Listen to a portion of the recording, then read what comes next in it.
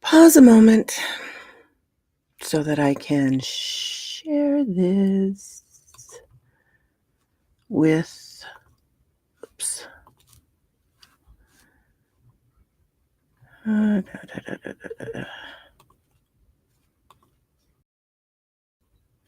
Share this with everyone so we can get started. Let's see here. There we go. Live stream, Fairy Origins.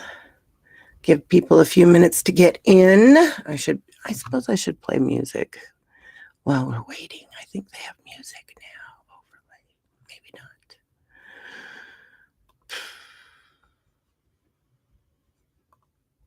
Background music. Let's see.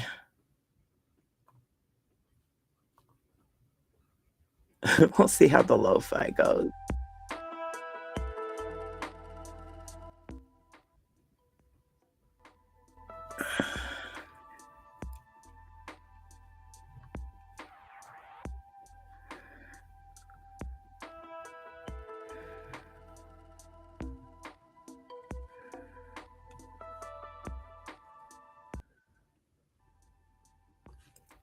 That's usually where I put my music at. All right, I still have to find. We're going to share this a few places and see if anybody shows up.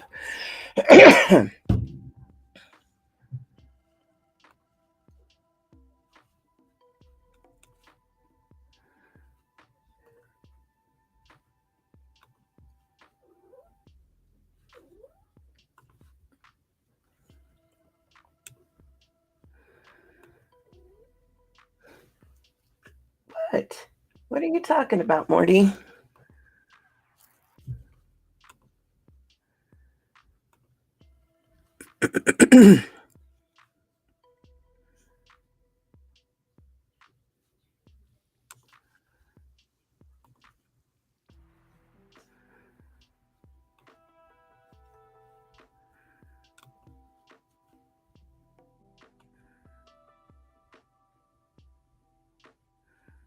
And of course, you can watch this later. This is just me running out of time, but we're getting there. I had some health issues that I was unaware of were getting the best of me, but we're getting back on track. My head's not as foggy as it has been the last few months. So,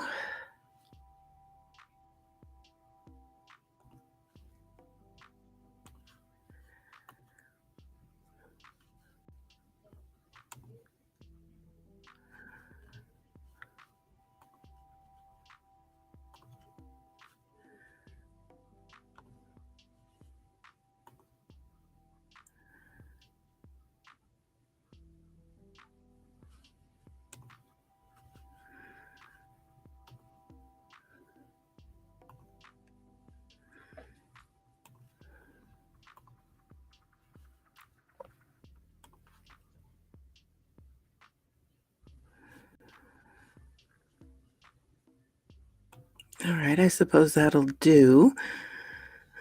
Like I say, you can watch this later. And it's just me. And it may stay that way, and that's okay. We're going to start with a book that I've read out of before by, what's his name? The author. Thomas Knightley.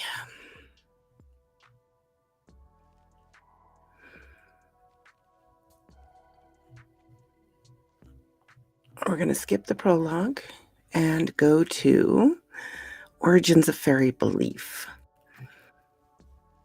In old days of King Arthur, of which that Britain's spoken great honour, all was this loud filled of fairy. The elf queen, with her jolly company, danced full oft in many a Grenade whatever that last part meant. That was by Chaucer. So this is an older book and it will be a bit dry, but I'm going to add to it. If you have anything to add in the commentary, if anybody shows up, please do. According to a well-known law of nature, effects suggest, and another law, perhaps habit, perhaps equally general, impels us to ascribe to the actual and efficient cause the attribute of intelligence.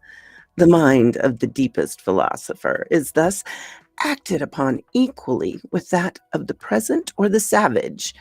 The only difference lies in the nature of the intelligence at which they respectively stop. The one pursues the chain of cause and effect and traces its various links till he arrives at the great intelligent cause of all. However, he may designate himself the other when unusual phenomena excite his attention, ascribes their production to the immediate agency of some of the inferior beings recognized by his legendary creed. The action of this latter principle must strike the minds of those who disdain not to bestow a portion of their attention on the popular legends and traditions of different countries. Every extraordinary appearance is found to have its extraordinary cause assigned, a cause always connected with the history or religion, ancient or modern, of the country, and not infrequently vying with a change of faith. And eruptions of Etna and Stromboli were, in ancient times, ascribed to Typhon or Vulcan, and at this day, the proper belief connects them with the infernal regions. Sounds emanating the clank of chains, hammering of iron, and blows of bellows, once to be heard in the island Berry, were made by the fields whom Merlin had set to work to frame the wall of brass to surround Kermereth, the marks which natural causes have interpreted on solid and unyielding granite rock were produced, according to the popular creed, by the contact of the hero, the saint, or the god. Masses of stone resembling domestic implements in form were the toys or the corresponding implements of the heroes and giants of old. Grecian imagination ascribed to the galaxy or Milky Way an origin in the teeming breast of the Queen of Heaven. Marks appear in the petals of flowers on the occasion of a youth's or a hero's untimely death. The rose delivered its present hue from the blood of Venus as she hurried barefoot through the woods and lawns, while the professors of Islam less fancifully referred the origin of this flower to the moisture that exuded from the sacred person of their prophet. Under a purer form of religion, the cruciform strips which mark the back and shoulders of the patient as first appeared, according to tradition, when the Son of God condescended to enter the holy city, mounted on that animal, and a fish only to be found in the sea, still bears the impression of the fingers and thumb of the apostle who drew him out of the waters of Lake Tiberias to take the tribute money and lay in his mouth. The repetition of the voices among the hills in Norway and Sweden ascribed to the dwarves mocking the human speaker, while the more elegant fancy of Greece gave birth to Echo, a nymph who pined for love and who still fondly repeats the accents that she hears. The magic scenery occasionally presented the waters of the Straits of Messina is produced by the power of the Fata Morgana. The gossamer myths that float through the haze of an autumnal morning and are woven by the indigenous dwarves. Um, I think the most famous Fata Morgana was, of course, in China a few years ago, with the city floating above the other city. So it's a mirage. It's some weird natural phenomenon that brings something very far away up into the clouds and, yeah, projects it. Let's see, last steps. The verdant circles in the mead and traced beneath the light steps of the dancing elves, and Saint Cuthbert forges and fashions the beads that bear his name and lie scattered along the shoreline of Lindisfarne. In accordance with these laws, we find in most countries a popular belief in different classes of beings, distinct from men and from the higher orders of divinity. These beings are usually believed to inhabit in caverns of the earth or in the depths of the water, a region of their own. They generally excel mankind in power and in knowledge, and like them are subject to the inevitable laws of death, though after a more prolonged period of existence. So we have jinns, we have yokai, we have fairies, elves, dwarves. All of these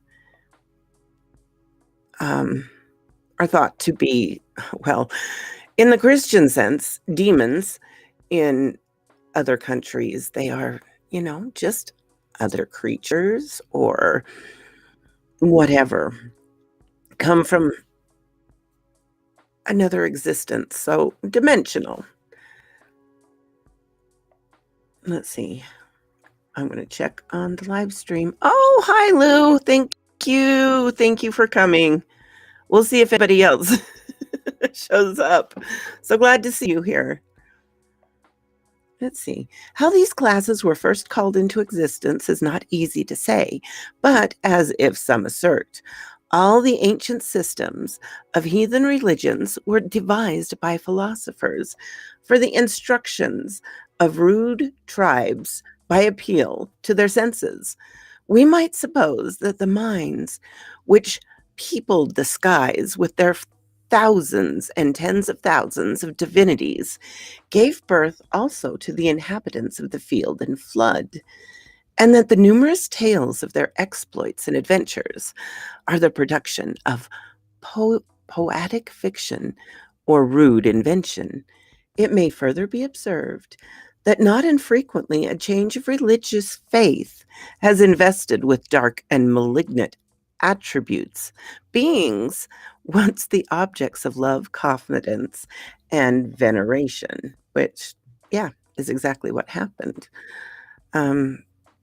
These beings, the gods of mythology of various regions, were incorporated into Christianity, which is why Christmas is in the winter, despite evidence it should be in the spring.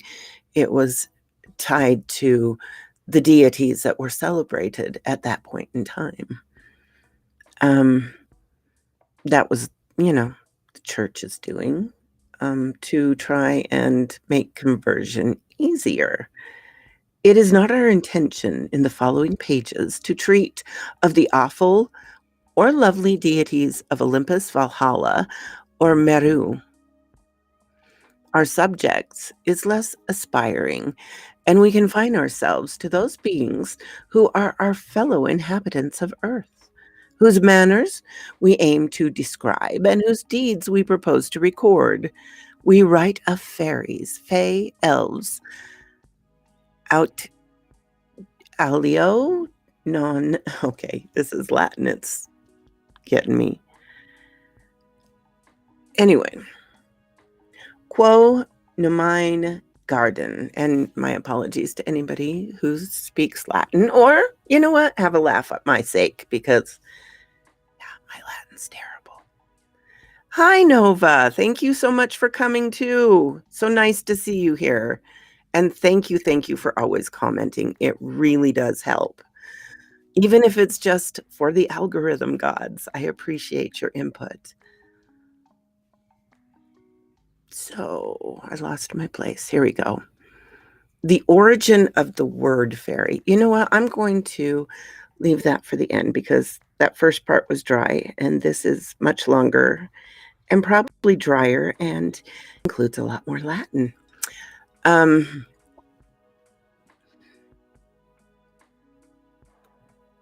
There is, let's see.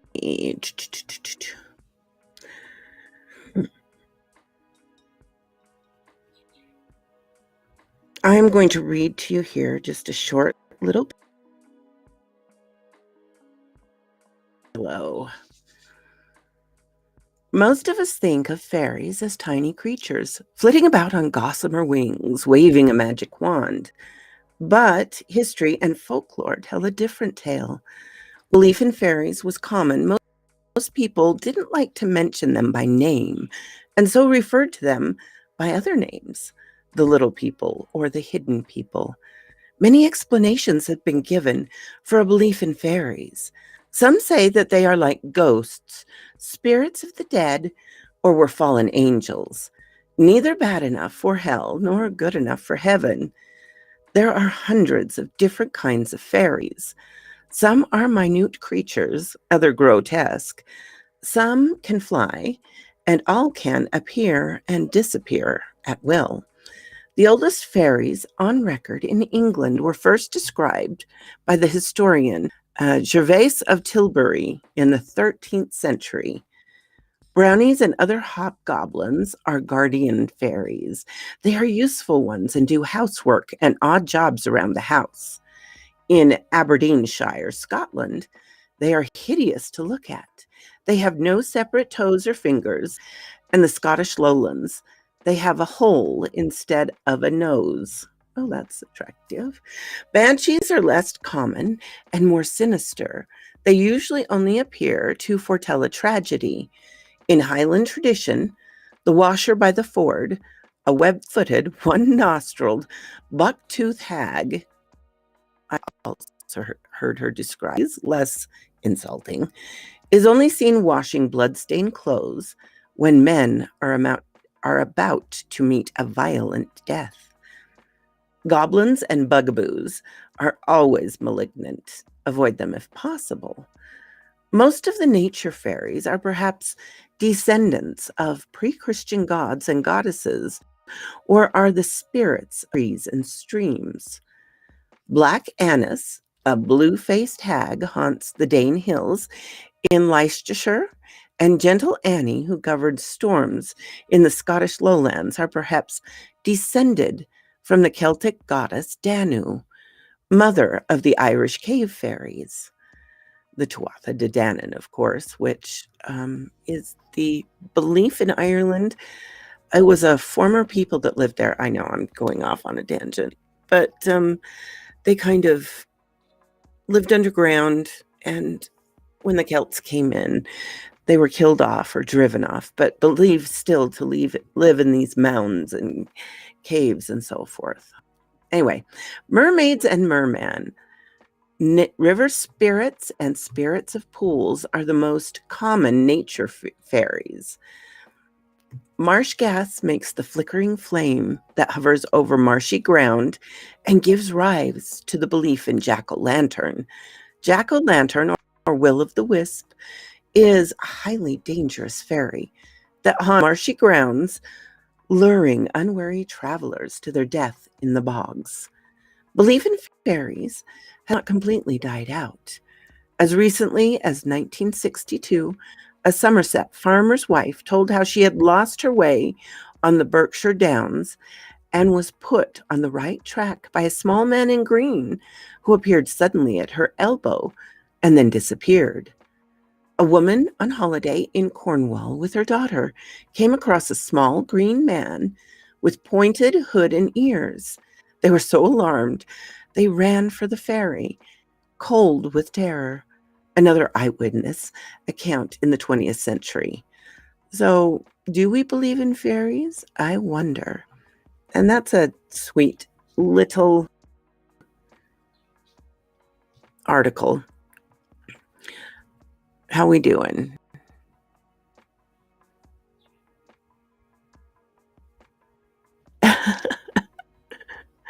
You know what? I mess up a lot too, and I feel stupid for doing it with live readings.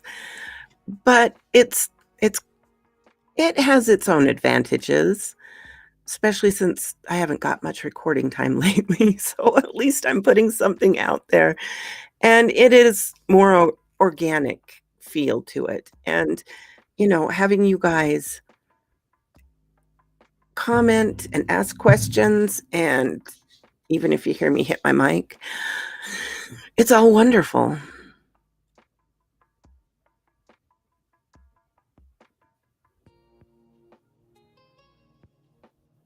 Yes, the well, and evil than Lovecraft's soul was, I really think, and just as understandable as impossible to understand. So yeah, see, I make lots of mistakes doing this. Anyway, let's see.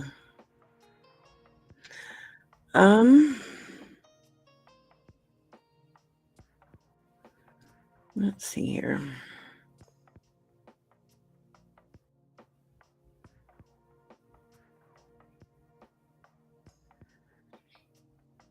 Okay, this looks interesting. This is monstrous.com. Williams syndrome fairy. I got to read that because my brother has Williams syndrome. My baby brother. Fairies have been attributed many origins, from natural causes to being demonic creatures from hell. The progress of modern science has contributed to the decline of fairies, since many phenomena, storms, bad crops, hunger, disease, that were attributed to them can be explained by natural causes. Others pretend that they simply retreated to their own land to escape the pollution of our world. 5 theories that are usually put forward in essays and literature about fairies. Okay, I am going to read this one on Williams syndrome. It is not very long. I'll probably read them all. Why not? So, I have a plain old Blue Yeti mic. I love it. I've had it for years. It's great. Some people like Snowballs better, and I probably could have moved on, but I'm not quite ready for that yet to do all the besides that, I have got a crappy computer that can barely hold anything, but that's another story for another time. I think it's very likely that we have been told that they are real for hundreds of years. Well, that's just it, Lou, is yes. They were used to ascribe natural phenomenon that people didn't have a scientific explanation for until science caught up to it. On to the Williams syndrome. Okay.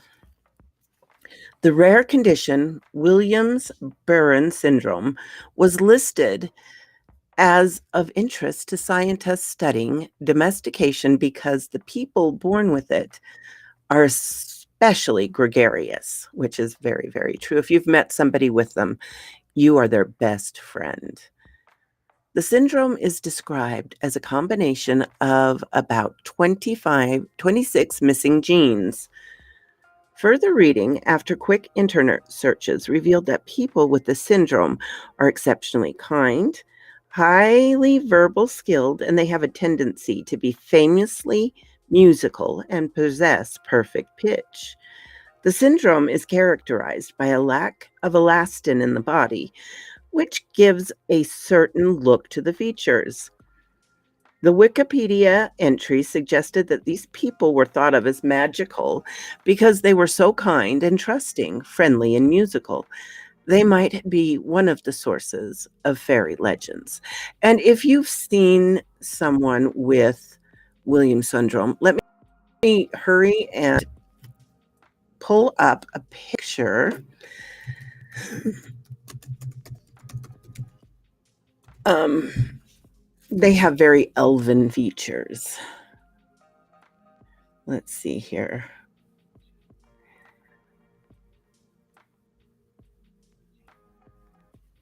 Okay, I'm gonna grab this little girl because she is adorable. And let's see, we can, oh, no, we don't need to do that.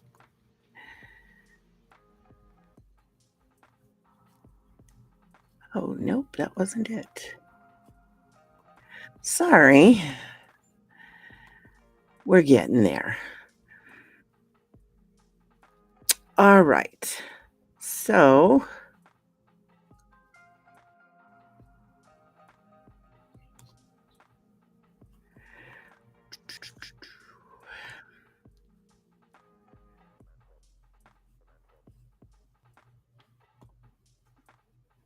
I'm trying to get this up.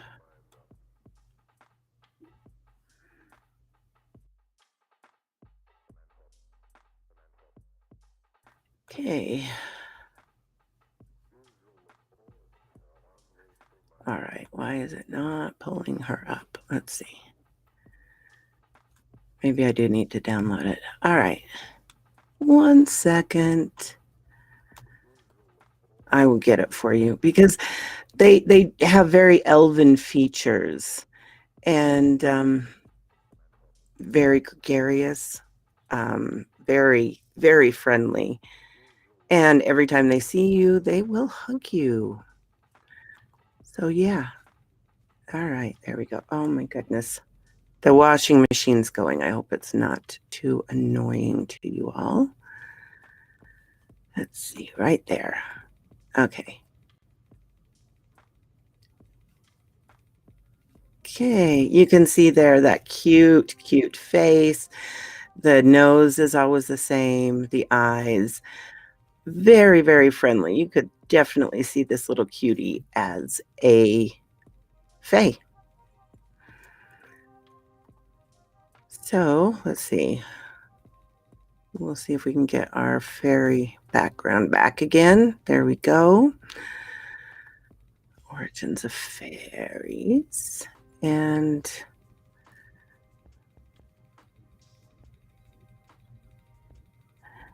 very much that they are real for hundreds of years. You know what? I think it goes back tens of thousands of years.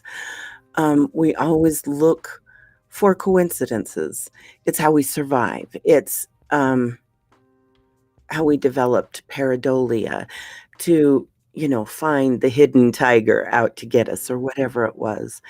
So, yeah, they have been minor deities, creatures, gods, everywhere. Some places still, I don't want to say worship, but yeah, I'm thinking Shinto. They have, gods of the forest, gods of the area, gods of the stream. The same with most natural religions.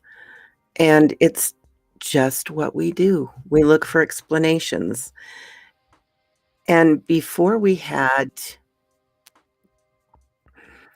the scientific method, we had to ascribe it to something. So it was ascribed to a different place.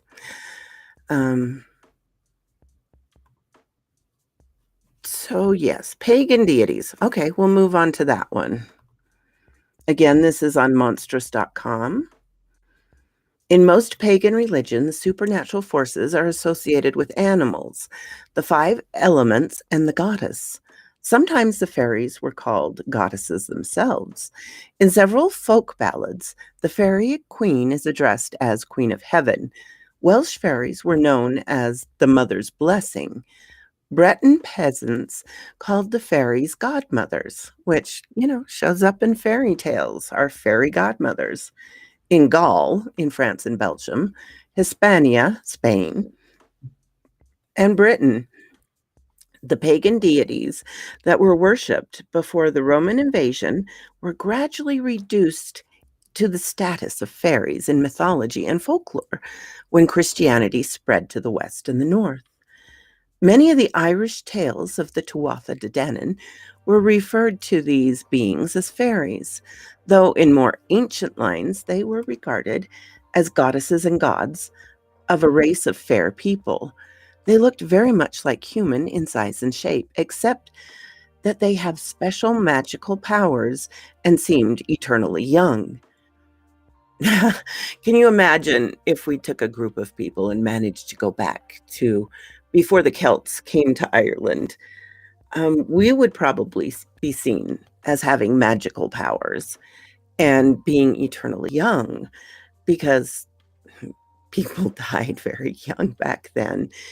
And any technology we took with us would be magical.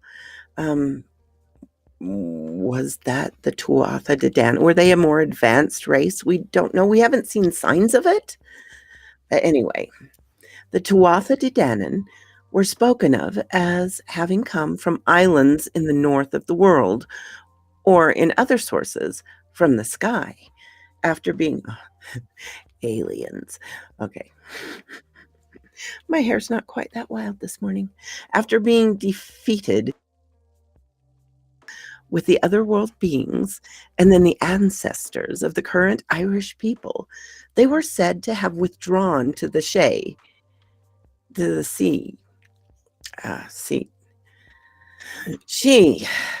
which Sidhe, fairy mounds, where they lived in popular imagination as fairies. Similar degenerations occur with the Welshly Mamo, the mothers, in Wales, but also in Scotland and other surviving pockets of Celtic kingdoms such as Cornwall, Brittany, and the Isle of Man. And I have covered the Isle of Man before. That was quite interesting. Okay, another one, demons. Again from monstrous.com. A fourth belief was the fairies were demons entirely. This belief became much more popular with the growth of Puritanism. The hobgoblin, once a friendly household spirit, became a wicked goblin. Dealing with fairies was in some cases considered a form of witchcraft and punished as such in this era. Was, of course, the witch-burning era, and any woman that seemed to know her mind or lived alone or liked cats was burned. Disassociating himself from such evils may be why Oberon, in A Midsummer Night's Dream, carefully observed that neither he nor his court feared the church bells. The belief in their angelic nature was less common than that they were dead, but still found popularity, especially in theosophic circles. And there's the story of the children in Adam and Lilith and Adam and Eve. According to a Scandinavian myth, Eve went on to have a multitude of children after Cain and Abel and Seth. Once upon a time, God Almighty came to visit Adam and Eve. They received him with joy and showed him everything they had in the house.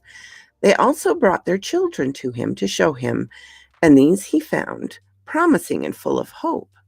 Then he asked Eve whether she had no other children.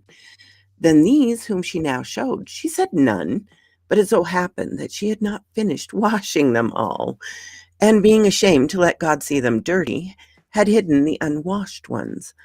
God knew well and said therefore to her, "What man hides from God, God will hide from man." These unwashed children became forthwith invisible and took up their abode in mounds and hills and rocks. And from these are the elves described. But we men, from those of Eve's children, whom she had openly and frankly shown to God, and is only by the will and desire of the elves themselves that men can ever see them. And it skipped the part about Lilith, which is interesting. She became, when she was kicked out, the theory, of course, that she became the mother of demons, and she would give birth to demons. And then again, that these demons would be replaced in the eyes of people for the things they did for what was fae before and natural spirits. I don't know why they cut that out. Oh well. Check again. All right. We doing good? We're doing good.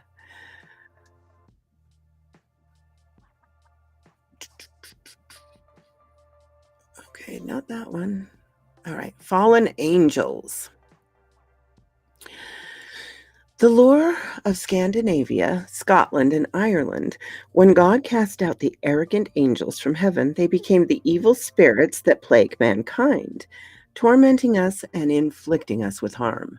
The ones who fell into hell and into caves and abysses became devils and death maidens. Well, that sounds like a group of metal girls who go around following bands. For some reason, my brain went there. Anyway, however, those who fell onto earth became goblins, imps, dwarves, thumblings, alps, noon and evening ghosts, and will-o'-the-wisps. Those who fell into the forest became the wood spirits who lived there, the hay men, the wild men, the forest men, the wild women, and the forest women, or I suppose of Bigfoot and Sasquatch. Finally, those who fell into the water became water spirits, watermen, mermaids, and merwomen. Oh, well, they're making that distinction. Okay. These angels were condemned to remain where they were, becoming the fairies of the seas and rivers, the earth and air. I am very glad to know that mermaids move on to merwomen. That's good. Okay, elementals.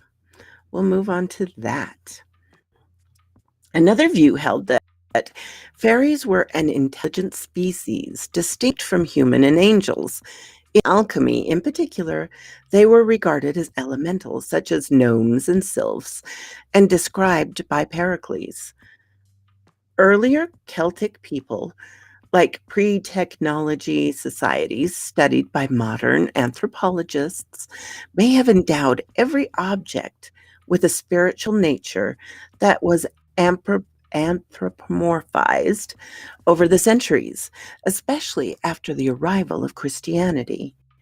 Victorian's explanation of mythology, which accounted for all gods as metaphors for natural events that had come to be, taken literally, explained them as metaphors for the night sky and stars.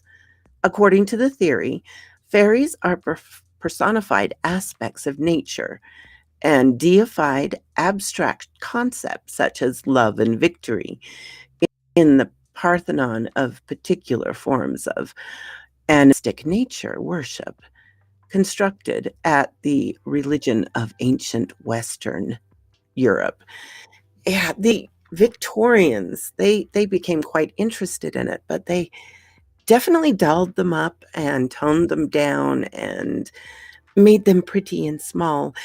Tolkien explained fairy tales as once what was for people had been changed and modified and made palatable to give to children.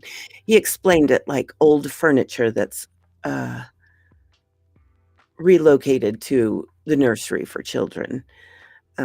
Before movies, the internet, even before writing, or at least before it was common, this was the way to tell stories, to explain things, and a way to communicate morals.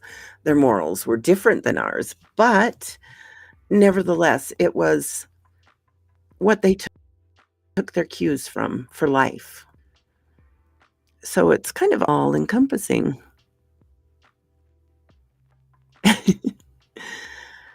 All right, let's see. Did I do elementals? Am I losing my mind? Yes, I did. Excuse me. So, the next is spirits of the dead. Well, for us, that would translate directly to ghosts, but like vampires, the fairies were believed to be originally the souls of the pagan dead. Since the pagans are unbaptized, they are neither considered good enough to go to heaven nor bad enough to go to hell. Well, at least they thought they were good. They just hadn't been baptized. I would hope they'd think that way since it was their ancestors. Again, this is from monstrous.com. They are therefore caught in another world, becoming fairies.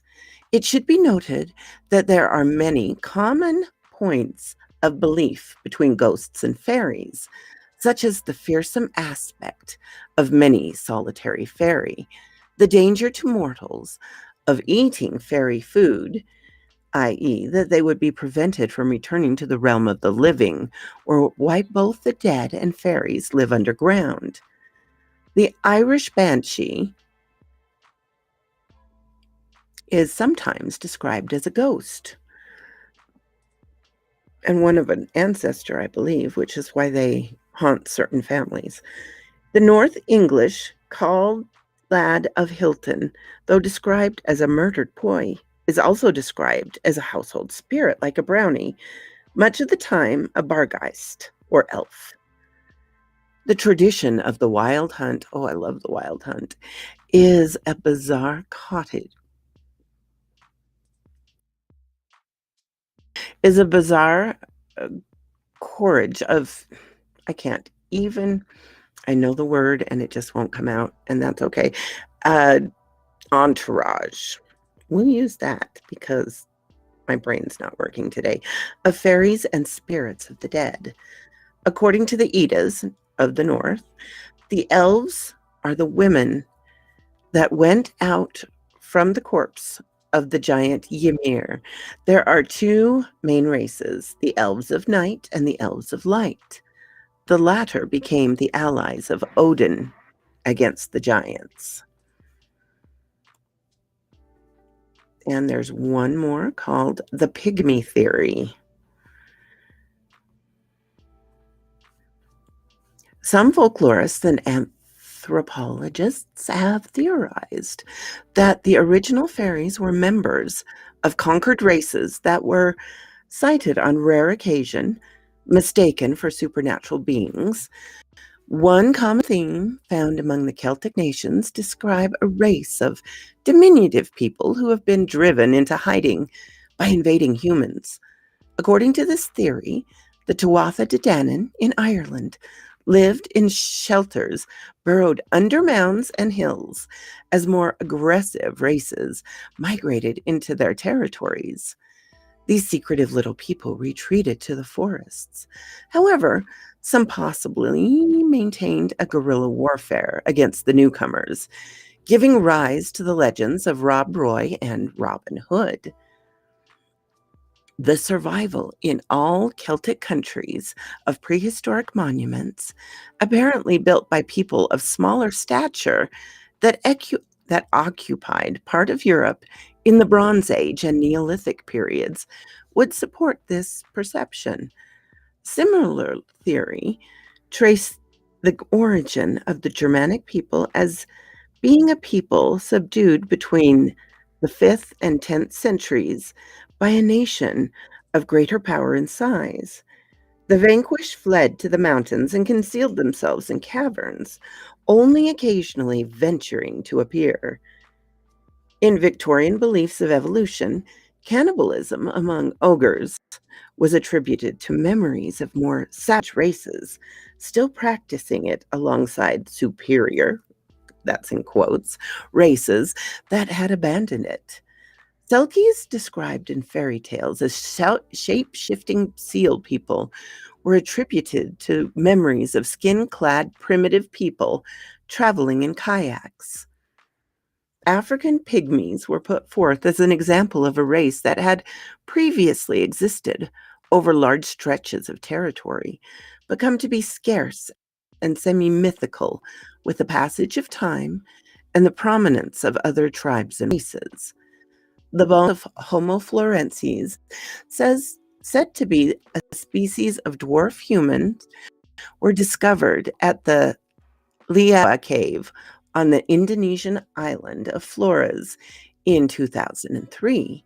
Homo florensis was about 1 meter or 6 feet in height and walked upright. Yeah, I don't know if you remember them. They were called the Hobbit people. The skull had human-like teeth with a receding forehead and no chin. Archaeological evidence suggests the species lived at Liang Bua between 95,000 and 13,000 years ago. They used stone tools and hunted small mammals. The discoverers believe that Florensis is a dwarf form of Homo erectus based on the evidence that it is not unknown for dwarf forms of large mammals to evolve on islands. In light of this discovery, Indonesian folk tales of little people are being re-evaluated and questions are being asked if these anomalies in small people haven't been living with us all along. And they do. They had tale people, even though it was 13,000 years ago. The tales continued or were forgotten and picked up again when the bones were found. But they found a different homogeneous species. The Denisovans and are relatively new. I don't know of any bones found in Ireland. I know there are still enough people that they would fight tooth and nail before they let you into those barrows and forts because of the calamities that would occur. All right, onwards. In 1932, a 14-inch tall mummy was found by gold prospectors in the Pedro Mountains, 60 miles southwest of Casper, Wyoming. Oh, hey, that's not too far from me. The tiny mummy was found sitting on a ledge in a small granite cave. Its legs were crossed and arms folded on its lap. It had a flat nose, low forehead, and a broad, thin-lipped smile. The mummy was x-rayed and analyzed. The anthropology department of Harvard University certified the mummy as genuine and believed by some to be of a 65-year-old man. More skeptical, Dr. George Gill speculated that the mummy could have been an intact infant afflicted with anencephaly, a congenital abnormality which causes tiny adult proportions. Since its discovery, the mummy changed hands several times and unfortunately disappeared.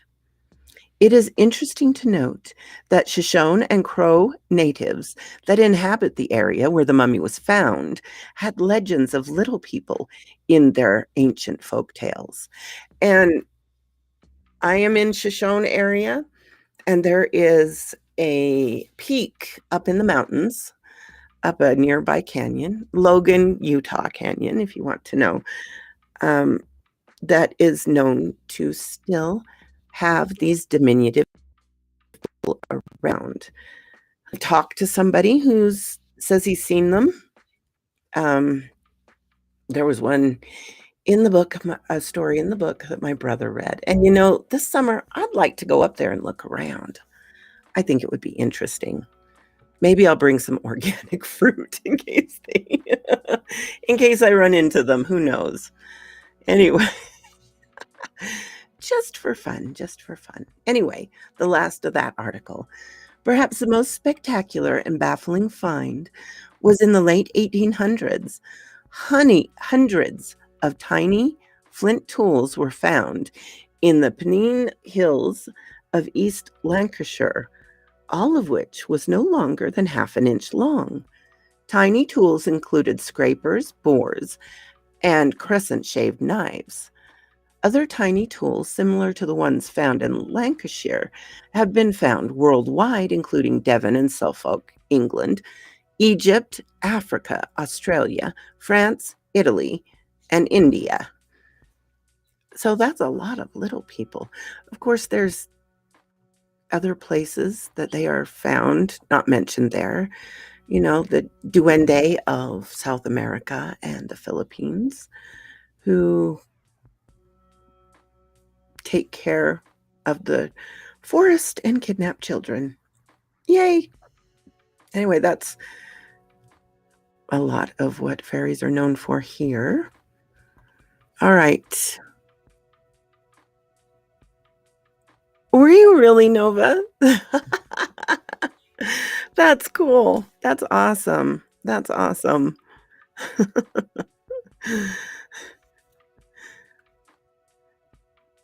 All right. Well, I suppose. Oh, we have more people here. They're just lurking. Hello, lurkers. Thank you so much for coming. I do appreciate it. I am going to bite the bullet and dive into the origin of the word fairy. Like every other word in extensive use, those derivative, you know what? The origin of the word doesn't really matter. There's so many, and they've been called so much from so many places. We're going to skip that. Do you guys want a few stories or so? And you know what? This covers a lot of the earth on this. I'm going to ask you guys. Hurricane. Oh, cool. Okay, yeah, I'm up north, as you know, then. Way up north. So that's awesome. Give me. Hello, and welcome very much. Firefish. So glad to have you here. That's wonderful. So much. Should we read some Scandinavian tales? Or do you have somewhere else in mind? We have lots of Celts, Southern Europe, Eastern Europe, African, and even Jewish stories. Let's see. All right, we'll move on to Scandinavia. Let's see here. The elves. Oh my goodness, that's written in Old Norse. I'm not even going to attempt to read that. I'll read the English portion. Say, knowest thou the elves' gay and joyous race? The banks of streams are their home. They spin of moonshine, their holiday dress, with their lily white hands, frolicsome. And of course, at the time, paler hands, even though it was a pale race, would mean you didn't work out toiling in the sun. So it was a sign of gentry, if you will. Okay, I'll read this one. The Alfar still live in the memory and traditions of the peasantry of Scandinavia. They also, to certain extents, retain their distinction into white and black. The former, or the good elves, dwell in the air, dance on the grass, or sit in the leaves of the tree. The latter, or evil elves, are regarded as an underground people who frequently inflict sickness or injury on mankind, for which there is a particular kind of doctor called a cloacaman to be met with in all parts of the country. The elves are believed. I had an ancestor that was like that. He was an herbal medicine man way back in, I think, the 1600s. Anyway, side note, the elves are believed to have their kings and to celebrate their weddings and banquets, just the same as the dwellers above ground. There is an interesting immediate class of them in popular tradition called the hill people, Hogafolk, who are believed to dwell in caves and small hills. When they show themselves, they have a handsome human form, uncommonly pretty people. The common people seem to connect with them a deep feeling of melancholy, as if bewailing a half-quenched hope of redemption. Again, going back to the fallen angels. Then there are only a few old persons now who can tell anything more about them than of the sweet singing that may occasionally on summer nights be heard out of their hills, when one stands and listens, or, as it is expressed in the ballad, lays his ear to the elven hill. Lage, sit. Okay, yep, not going to read that. But no one must be so cruel as by the slightest word to destroy their hopes of salvation, for then the sprightly music will be turned into weeping and lamentation. The Norwegians called the elves Huldrafolk, and their music Huldraslat. It is in the minor key, and of a dull and mournful sound. The mountaineers sometimes play it and pretend they have learned it by listening to the underground people among the hills and rocks. There is also a tune called the Elfin King's Tune, which several of the good fiddlers know right well, but never venture to play, for as soon as it begins, both old and young, and even inanimate objects are impelled to dance, and the player cannot stop unless he can play the air backwards, or that someone comes behind him and cuts the strings of his fiddle. That's interesting. Of course, there was dancing plagues way back when, which is such an odd thing, but that reminds me of that. Also, Danny Boy, this tune to Danny Boy was said to be a tune that was given to a fiddler by the fairies. The little underground elves who are believed to dwell under the house of mankind are described as sportive and mischievous, and as imitating all the actions of men. They are said to love cleanliness about the house and place, and to reward such servants as are neat and cleanly. Cleanly, okay. That's what he wrote. There was one time, it is said, a girl who was for her cleanly, tidy habits greatly beloved by the elves, particularly as she was careful to carry away all dirt and foul water to a distance from the house. And they once invited her to a wedding. Everything was conducted in the greatest order, and they made her a present of some chips, which she took good-humoredly and put in her pocket. But when the bride pair was coming, there was a straw unluckily lying in the way, and the bridegroom got cleverly over it. But the poor bride fell on her face. At the sight of this girl, could not restrain herself, but burst out laughing, and that instant the whole vanished from her sight. Next day, to her utter amazement, she found that what she had been taken to be nothing but chips were so many pieces of pure gold, which is kind of the opposite of how it goes, of course. If you get gold from the fairies, it turns to straw in the morning. A dairy maid at a place called Skibbehusen. Yeah, Skibbehusen, the ship house, in Odense, was not so fortunate. A colony of elves have taken up their abode under the floor of a cow house, or it's more likely they were there before it was made a cow house. However, the dirt and filth that the cattle made annoyed them beyond measure. Can you imagine your upstairs neighbor being a herd of cattle? That would stink, literally. And they gave the dairy maid to understand that if she did not remove the cows, she would have reason to repent it. She gave little heed to their representations, and it was not very long till they set her upon the top of a hayrick and killed all the cows. It is said that they were seen on the same night removing in a great hurry from the cow house down to the meadow, and that they went in little coaches, and their king was in the first coach, which was far more stately and magnificent than the rest. They have ever since lived in the meadow. The elves are extremely fond of dancing in the meadow, where they form circles of a livelier green from which they are called elf dance.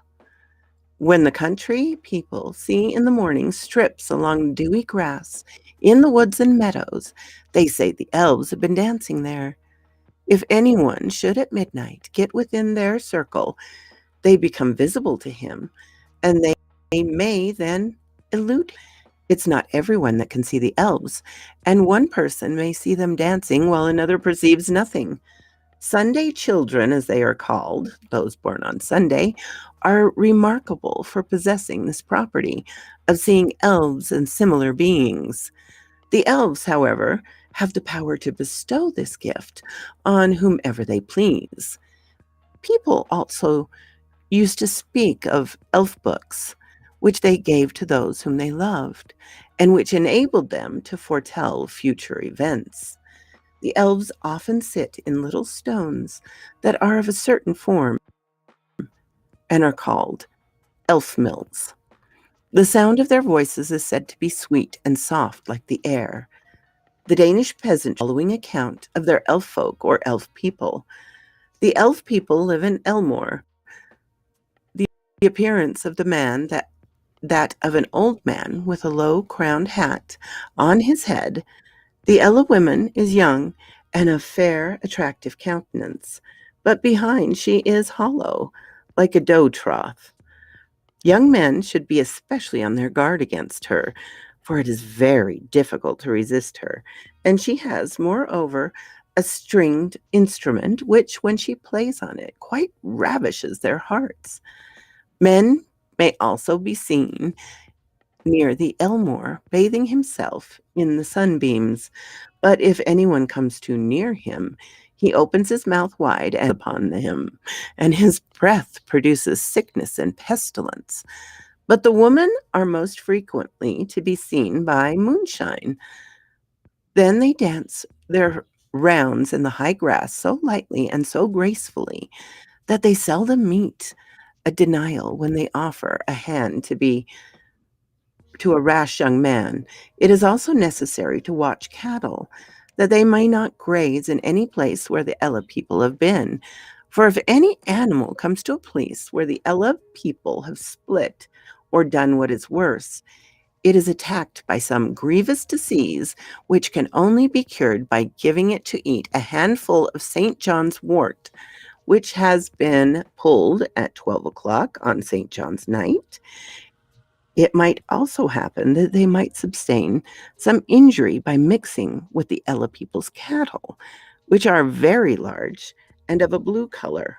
Oh, maybe Paul Bunyan's oxen, and which may sometimes be seen in the fields kicking up the dew on which they live.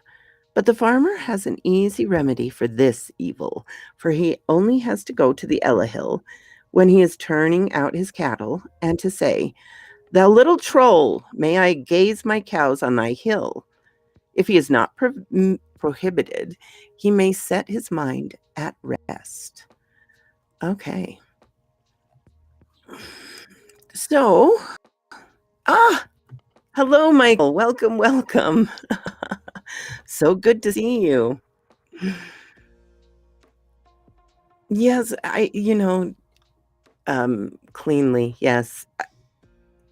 It's interesting how language changes, and, even the accents within a lifetime change so much, I've noticed. Um, but yeah, it's it's very interesting. Anyway, yeah, I thought I'd throw up a live stream since I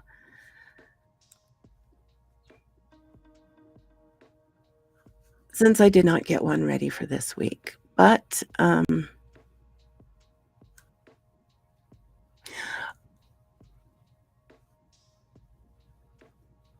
anyway, yeah, it's personal information. I've been helping take care of my mom on hospice, and this week she is in a care home for respite for the caretakers. So hopefully I've got more time to get caught up now. So that's a good thing.